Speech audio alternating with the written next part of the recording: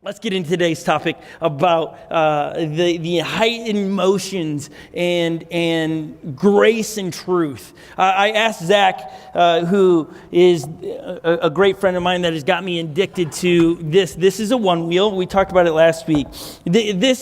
I used to think that I didn't want one or liked him, and then he's gotten me riding, and then I'm like, it's a must-have in Minnesota. So if you don't have this on your list, you need to put it on your list. I'm not going to step on it and ride it around the stage because I'm not that good. Go to YouTube, you see I wiped out this last week. I wiped out on it.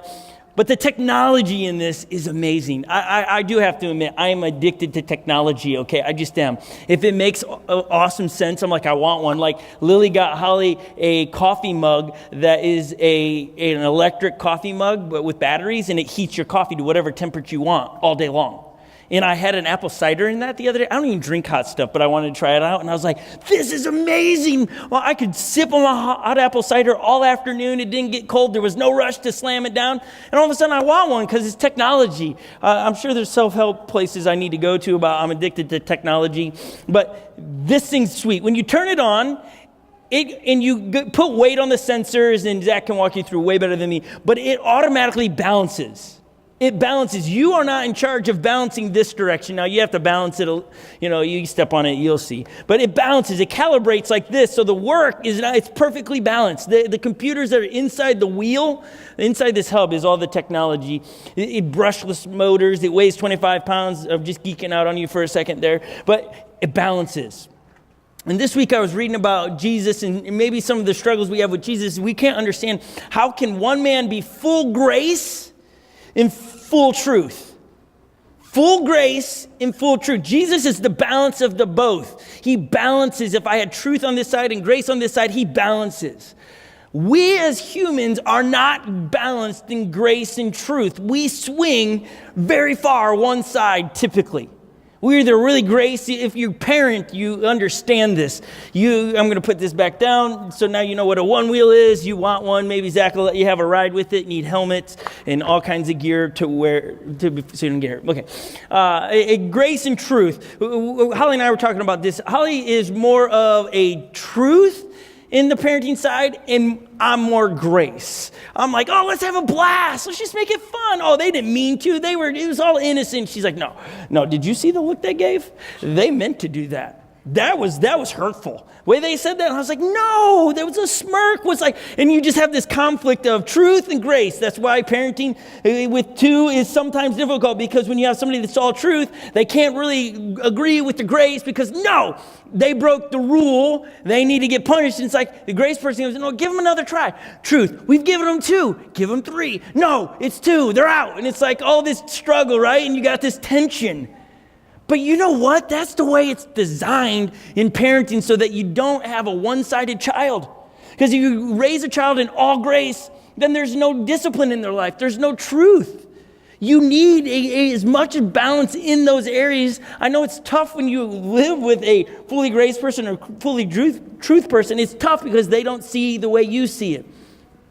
Because you're like, another chance, no more chances. And then this argument, and the kid's like, I'm winning. They're fighting amongst themselves. Awesome. They don't even know what I did anymore. They're fighting. This is a magical moment. They walk away, and you're looking around. Where'd the child go? At least in our house, we were looking, where'd they go? And they're well gone. And they're like, well, you guys were discussing the matter of how I just wasn't going to hang around for it. I was like, real smart. And by then, we don't even know what they had done anymore. And Holly and I are still figuring out, well, no, it's grace, it's truth, it's grace, it's truth. Here's the thing that really maybe some people can't understand about Jesus is that Jesus says, no, this is the way I want you to live. This is the truth. These are the things that how I created you to do. Now don't break those. Don't go sin anymore. Jesus said he many times, if you read through the Bible in the Matthew, Mark, Luke, and John, where the acts of Jesus were recorded, Jesus oftentimes steps in people's messes, heals them, forgives them, and he says, go sin no more. Don't do it anymore. That's the truth. He's saying, don't do that anymore. But he just executed in grace. He just said, I forgive you. I forgive you. I forgive you again. I forgive you again. Stop doing that. Turn away. Turn the other direction. Head the other way. Stop. Grace, grace, grace. But here's the truth.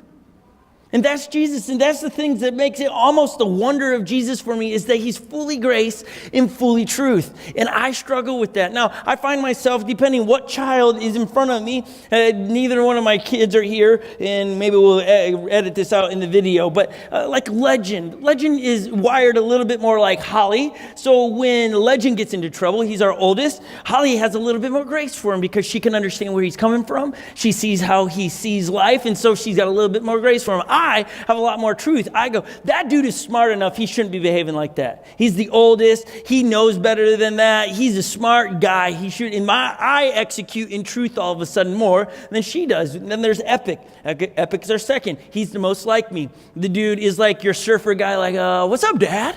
Nothing bothers him. He's just chill, all the time. And so when he gets in trouble, I got lots of grace for him because I'm like, hey, he's just an innocent guy. He just likes life. Okay, he's just looking to make everything fun and exciting. He thought that was gonna be fun and didn't mean to hurt him. And Holly's like, no, he needs to be wiser. He needs to think things through. And she's coming from the person, because he's wired a little bit different than her. And so even in parenting, we kind of switch, if you have more than one kid, based on how we understand where the child is. And we move from both. But Jesus sits there with both, and he goes, I see it both ways. I see that you did wrong, but I love you and I'll forgive you. Don't do it anymore. I see what you did wrong, but I love you. I'll forgive you, but don't do it anymore. And it's a struggle because it's like, how can somebody, because Jesus is 100% man and 100% God. I know, your mind's blown right there. How does that even happen? That's the wonder of it all. I don't know. That's what makes God God and not me. These are some of those things, and it doesn't require faith. This is not what I'm saying. Just have more faith to believe this. No, that's just the truth. Jesus is 100% man and 100% God. We had the band sing a moment ago, hark the herald angels sing, glory to the newborn King, peace on earth and mercy mild, God and sinner reconciled. And we remember this time of year that, yes, it is about grace and truth this time of year. Yes, it's God and sinner reconciled. Woo! That's the wonder of the year. But if you think that this time of year is solely those two components, you're missing the whole Jesus thing. There's this third piece to it. I'm sorry to tell you, hark the herald angels sing. Great song, but they got it way wrong when they sum it up. Peace on earth, mercy mild, God and sinners reconciled. There's a third step to it. It is sinner to sinner reconciled. The whole thing with Jesus is turn around, I forgive you. Now go forgive those that have wronged you. Now go do what I've shared with you and do the same thing. But we stop at, no, God and sinner reconcile. We made up. God, I ask forgiveness. I recognize that you are who you are. God, you're the one God that sent Jesus. Oh, man, forgive me all my sins because we're going to take the guilt away. I don't want to feel this way. And then Jesus says, okay, the same measurement of grace I gave you, now go give the person that wronged you. And we're like, hold on, whoa. You don't know what they did to me, Jesus. They really hurt me. They got addicted to substances that I didn't know they were. And they looked at stuff online that I didn't know they were looking at. And they said words that really hurt. And man, if that's part of your story, I'm sorry. Man, as a pastor, I have heard some of the craziest and heart-wrenching stories, especially at this time of year, because the emotions come up. They're at a really high. And Jesus wants to step into there and say, I forgive you of all the wrongs you've done. I also want you to turn around and forgive those that have wronged you. And so I want to use a story that Luke and Matthew record. And this story takes place after Jesus on the mountainside, which we have famously called the Sermon on the Mount. It's the first big teaching Jesus gave. He's sitting there with thousands of people gathering around him, and he begins to teach them, okay, this is what it's like to be a follower of me. This is how we're going to change the world. Here's the game plan. We're going to love our neighbors as ourselves. This is where that idea came. We're going to not judge others. We're going to serve one another. He begins this big long list of really how it is to be a follower of Jesus. He begins to dish out a lot of truth. And it's so much like it would take us a lifetime to even get close to perfecting some of these things that Jesus talks about when he says, love your enemies. Boy, that's a tough one. Jesus, can't I just love the people that love me or do good for me? Jesus, in the Sermon on the Mount, he says, okay, when you get hit, I want you to turn the other cheek and let him hit you again. And we're like, whoa, wait a second. I did not sign up for that. Jesus went on and said, okay, hey, in the Sermon on the Mount, I want you, when somebody comes to you and asks you to walk a mile with them, and you're busy and you got a lot going on, Jesus says, I want you to walk 2 with them. I want you to do the one they asked, and then I want you to volunteer to walk a second mile. Honestly, you should pick up your Bibles, read the Sermon on the Mount. You're going to read that going, whoa. This stuff is like game-changing things. This goes, it looks in the face of human nature and says human nature takes us way drastically wrong direction. And so Jesus gets done with all this, and then he ends his Sermon on the Mount with this parable that you've all heard before. It's the wise and foolish builder. And the story goes, the wise man built his house on a solid foundation on rocks. And when the storms came, the house stood. The unwise builder built on sand. And when the storms came of life, it fell apart. And he says, listen, that is a story so that you understand. And it's found in Luke chapter 6, the ending part of this story. In Luke chapter 6, verse 47, he says, as for everyone who comes to me and hears my words and puts them into practice, I will show you what you are. And he begins to define you as a wise builder. Then he goes on after he walks through the building of the house on the rocks, and he talks about the floods and the storms, and it withstood. Then he goes, but the ones who hear my words and does not put them into practice is like a man who built a house on the ground without a foundation. And the moment the storms came, the house crumbled. So he defines it. There are groups of people in this world that hear the words of Jesus, but it doesn't change them. It's those that listen to any teaching from anywhere, because I get it, man. In this digital world, there are so many better communicators that you should be listening to throughout the week. Unlock Church exists to partner people together to do life together. It's not about this part. This is just, man, I want to be able to point people to Jesus, but this is not what Unlock Church exists for, is what happens on this stage. This is the catalyst of the week. It's us to go out of here, be the hands and the feet. It's to do Unlock the parties and the summer camps and constantly go into the community. That's why Unlock Church exists. It's not because I think I'm a great communicator. There are far better communicators out there, and I'm not searching for compliments. I just know it. I listen to some of them throughout the week. I'm like, wow, such a great communicator. I'm learning from trying to perfect what I'm doing because I want to be better. But I understand that in the world that we live, there are so many great communicators out there that we might listen to and we go, or even here, I didn't get much out of that. But it's not about getting something out of it. It's hearing what Jesus said and going, what's he saying to me on that? Jesus brought you here today to speak to you through video, through words, something today to make you take a step further. We got to be hearers of his word and doers of it. It's got to penetrate our heart. So Jesus walks down from the mountain after saying all that, and he comes down, and author Matthew begins to record, like he picks up, okay, Luke, you got the Sermon on the Mount part. I'm going to pick up the story where he comes down, and you transition to Matthew chapter 8. Matthew is the author. Matthew was a tax collector. Great story there that we'll talk about in a few weeks. But Matthew records what Jesus is doing. And so Matthew chapter 8, verse 1, when Jesus came down from the mountainside, large crowds followed him. So this crowd didn't just go, peace out, Jesus. That's a lot for us to work on. You know what they did? Okay, let's follow this guy around. Let's see if this guy is who he says he is. Is he going to do what he just told us to do? So Jesus is walking down. I mean, it's just like it just happened. Like if you're watching a movie, the camera pans as Jesus is walking down the hill, and he bumps into a man with leprosy. Knelt before him and said, Lord, if you are willing, can you make me clean? This is Matthew, right? Can you make me clean? And this is right here, again, I'm going to read it again. The man with leprosy came and knelt before him and said, Lord, if you are willing, you can make me clean. This is a definition of perfect faith. If you're like, what does perfect faith look like? It's right here in the sentence. If you are willing, you can make me clean. Perfect faith is not, I know you will, so do it. Perfect faith is, I know you can, I hope you will. That's perfect faith. And here you have the leper coming in. I know you're willing. Can you make me clean? And Jesus reaches his hand out, touches the man. I'm willing. And he healed him. Poof. Whoa, this guy, so Sermon on the Mount stuff, whoa, he's not just a great teacher, he actually can heal people. This is crazy. Camera, just panned from the mountaintop down to the man with leprosy, and the camera continues to follow Jesus as he bumps into another man that in Matthew chapter 8, verse 5. When Jesus had entered Capernaum, a centurion came to him asking for help. Now, let me give you some context here. A centurion is a bad guy. You became a centurion in the Roman Empire by two things. You're violent, like over-the-top violence, and good at it, and you were submissive. You were great with the sword in that, but you would do anything that the empire told you to do without question. Heinous things, like just awful things to humans. That's what a temple centurion was. A temple centurion, sorry, that was the context on that. Temple centurion is what we did something at Potential Church, a church I worked at before here, and we called it temple centurion.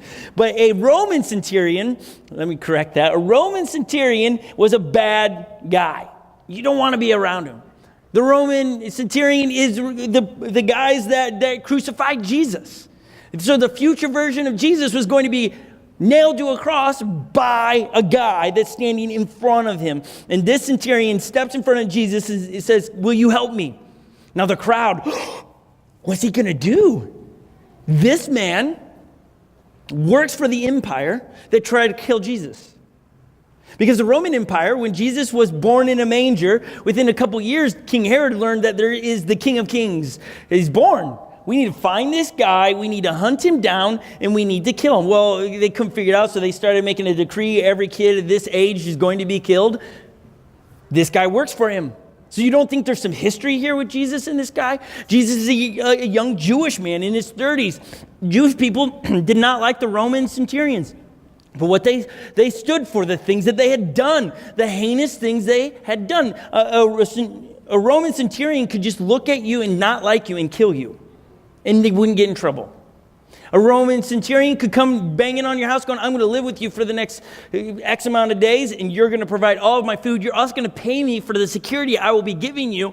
No one wanted to be around a Roman centurion. The Jewish culture knows that the Romans that invaded the Jerusalem was responsible for ruining the temple at points. And in their history, like, these people ruined the temple that we loved so much. And I'm trying to give you context that this isn't just some guy that has a history and it's a rough guy. This is a guy no one wants to be around. And here's Jesus talking about love your enemy, turn the other cheek, serve one another, don't judge one another. What's Jesus going to do? So we pick this story up in verse 6. "Lord," he said, "my servant lies at home paralyzed, suffering terribly." We read servant and we're like, okay, servant, somebody that works for him. These are not hired people. This is a slave. And knowing that it's a Roman centurion, the way he got this slave was probably through violence. And I'm not judging the guy. It's just the fact that the guy wanted a slave. So he went and got a slave, stole him, made them his best slave, does whatever, really what he thought was important. So he's saying, "Hey, look, I have this servant that lies home in suffering. I need your help." Now think about it. The crowd's got to be thinking, yeah, man, why would Jesus step into this guy's mess? He's got a lot of problems. He's done things wrong to Jesus and his family. We're going to watch Jesus probably like zap him like with a bolt of lightning, right? That's like what the crowd would want. Yes, this is we're going to see the King of Kings bring the violence because, man, if we were going to start a movement here, some kind of action's got to happen here. We got to start, like, somebody's got to start hitting somebody here to make something happen. And it's such a profound story because what the crowd is expecting, and you already probably know the story. You're like, it's Jesus. There's no way Jesus hits him. But listen, just keep hearing this story, and then I think you're going to get the hook at the end. You're going to go, uh-oh. So in Luke chapter, chapter 33, 6, Luke chapter 6, verse 33. We're jumping back to Luke because Luke records Jesus' words there, and he goes, "Hey, listen, if you do good to those who do good to you, what credit is it for you? Even sinners do that. Those that aren't followers of Jesus do good to people that do good to them." That doesn't separate you from everybody else. So Jesus is teaching something over here really quick. Luke's interjecting into the story. Listen, understand that if you just simply keep doing good for those that have done good for you, that's easy. Luke continues to tell the story from Jesus' perspective. But love your enemy, do good to them, and lend them without expecting to get anything back. Then your reward will be great. And you will be children of the Most High, because he is kind to the ungrateful and the wicked. Jesus is kind to the ungrateful and the wicked. My question to you at this moment, as we pause in the story to see what Jesus does with this centurion slave, let me ask this question. How do you know if you're right with God? How do you know if all your relationships are the way God wants you to process them and handle them? Maybe a couple of these statements will help us figure this out. Do you do good for those that have hurt you? Do you do good for those that have wronged you? Do you do good for those that have taken something from you?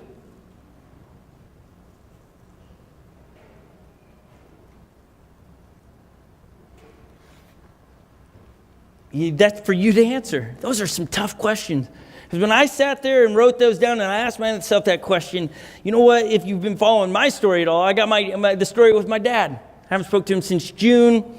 He called me last Saturday and I picked up the phone. I mean, there was no hesitation.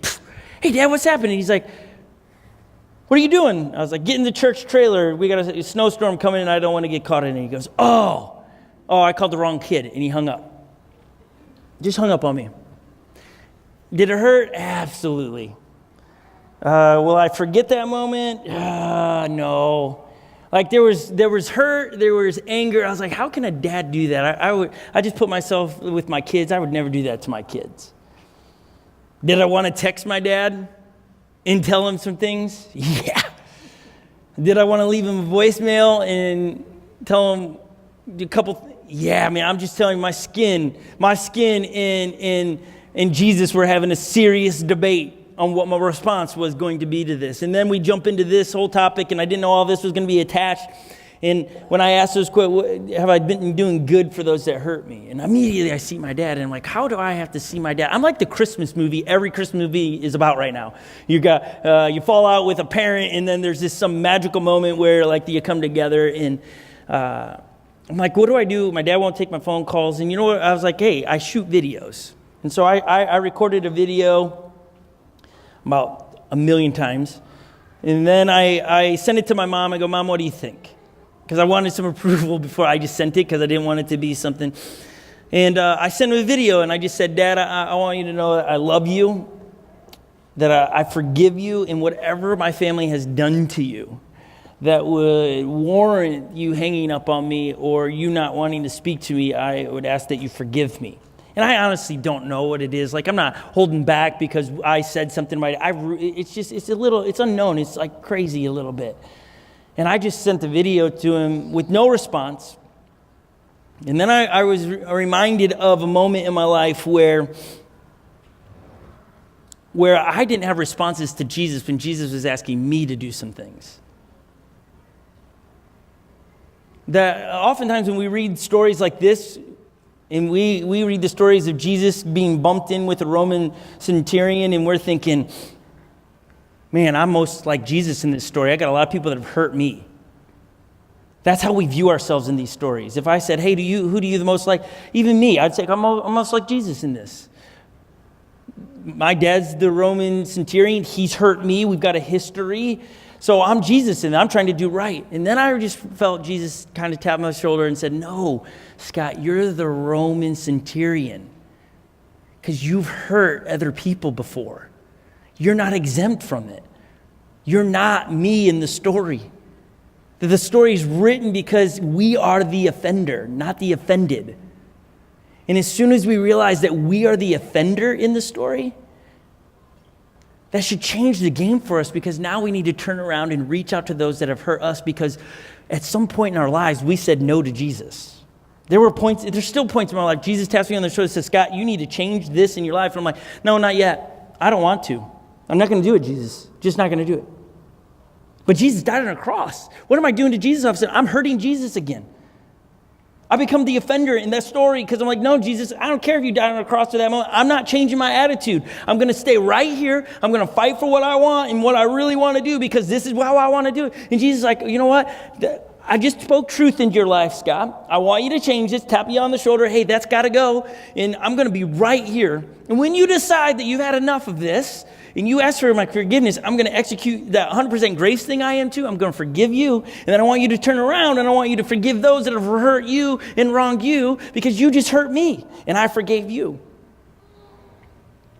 And man, if I can steal just the action of a cute little girl, mind blown. Just blown. My mind was blown in the conversation with Jesus and me this past week. It was like, I'm the offender in all. I'm not the offended because I've hurt people. And I hope I've done my best to turn around and forgive them. So jumping back in that story, Jesus says to him, shall I come and heal him? And then it just says, and he did. He didn't run the list of why he's better for doing it because Jesus is like, you know what, I'm going to forgive you. You've done some heinous things, Mr. Roman soldier. You're a bad, bad man. He just said, should I come? And he did. Can you give me the rap sheet of the people that have hurt you and why you shouldn't have to go and say, I'm sorry? I get it, man. We got the stories. We've got the scars on the inside. And your stories are way worse than me just speaking of my dad. And people have physically hurt you, and they've taken things from you, and I am so sorry. I'm sorry. Jesus is sorry. He wants to step into that and forgive you and give you peace, and he wants you to turn around and forgive those that have hurt you because that is where the wonder lies. You ever wonder why it's easier to serve a stranger than the offender? Why is it easier to be generous to somebody at Starbucks than it is to your own family member? Why is it easier to be kinder to someone who you don't know? Why is it easier to be generous and serve somebody and all those things? It's because we keep identifying with Jesus rather than the Roman soldier. And as we would just make that subtle change in the stories of all of a sudden we will go, I need Jesus to forgive me because I'm the offender. And I need to forgive them like Jesus forgives me. It goes through. It is, yes, God and sinner reconciled so that we might turn around and reconcile with those behind. And just as I shared stories where Jesus has said, Scott, reconcile with me on matters of my heart. And I ignored it. Jesus waited for me. He didn't get angry and say, he did what he was supposed to do. Died on a cross and rose again and said, if you want it, take it.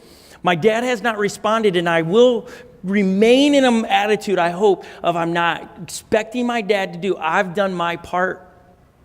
I've reached out to him, and I asked him to forgive me, and I told him I loved him, and I honestly do. I'm done what Jesus asked me to do. It's between my dad and Jesus now. And when my dad calls me, if he calls me this afternoon, I'm picking up the phone ASAP, and I'm going to talk to my dad. And when I see him, I'm going to give him a big hug because that's my dad. And yeah, he's hurt me. And I got a lot of stories that I can tell you from a young age of how my dad hurt me. But I'm the offender in the story. The tension that Jesus creates in the moment of this story, at the center of being the true follower of Jesus, a tension that we have to wrestle with over and over again. I got to forgive again. I got to keep forgiving. And the answer is yes. Because naturally it's to hurt people when we're hurt. Hurting people hurt people. It's natural. And if you can't hurt the person that offended you, you just turn around and take it out the closest person. That's natural. Jesus is trying to step into that natural stuff and saying, that's not how actually I created you. I want you to forgive. And so I ask, who comes to mind?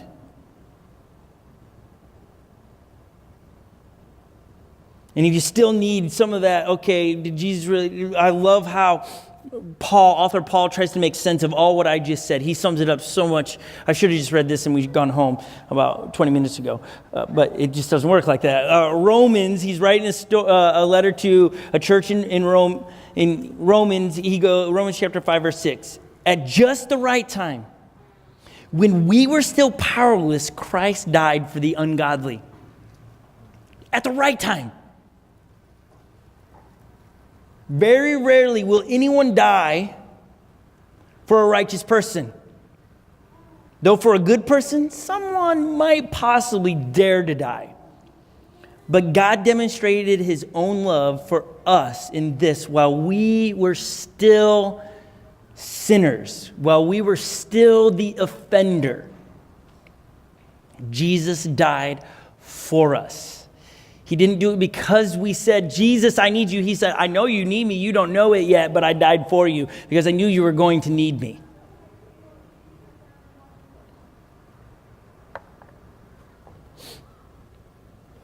I wrote this, last couple of thoughts. We resist doing good for the centurions in our midst, in our lives. We will continue to resist until we see the centurion in the mirror. We will remain with the attitude of cause and effect until we see ourselves as the offender and not the offended. And here's the truth of it. And this is the human side of all of us. If you told me your story, I would probably have a hard time telling you to turn the other cheek, because the human nature in me is, you need to get even.